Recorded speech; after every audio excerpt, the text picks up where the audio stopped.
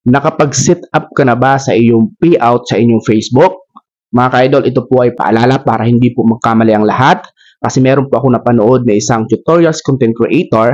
Ang sabi niya po ay pwede daw po mga ka-idol ilagay ang national ID instead po na T number. Mga ka-idol, linawin po natin yan.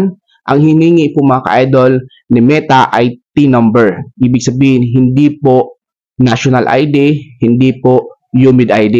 Kasi mga ka-idol, ang TIN number po mga ka-idol ay tax identification number. So, ibig sabihin, lahat po mga ka-idol ng mga vlogger ay talaga pong kinakaltasan po tayo sa tax. Kasi tayo po ay kumikita dito sa social media.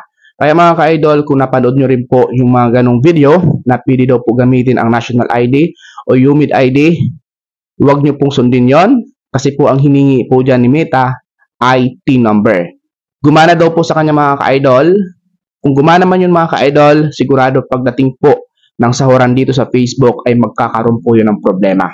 Kaya mas maganda kung ano yung hinihingi dyan na requirements sa inyong payout, yun yung sundin nyo dahil marami na po nakagawa tulad ko. Lahat po ng kailangan dyan sa payout, yun po ang nilagay ko kaya hindi po ako nagkaroon ng problema pagdating po sa sahuran dito sa Facebook. Pero kapag hindi mo po yung sinunod, kahit isa lang po, lalo ang tax po, napaka-importante yan. Kapag hindi nga po tunay ang inyong nilagay dyan na T number, ay on hold po talaga ang inyong sasahurin pagdating sa sahuran. So, ibig sabihin mga ka-idol, ang T number po mga ka-idol, isa po yan sa pinakamahalaga dyan sa inyong payout.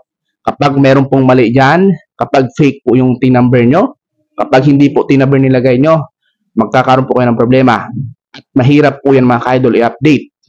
Tandaan nyo mga ka-idol, ang T number po, hindi po yan basta-basta na-update dyan mismo sa inyong cellphone. Kailangan nyo po dyan mag-submit ng W8 bin form. Ibig sabihin, kailangan nyo mag-download ng W8 bin form and then fill upan nyo yon. Kung saan man po ninyong paraan para ma-fill upan nyo yung mga dapat fill upan dyan.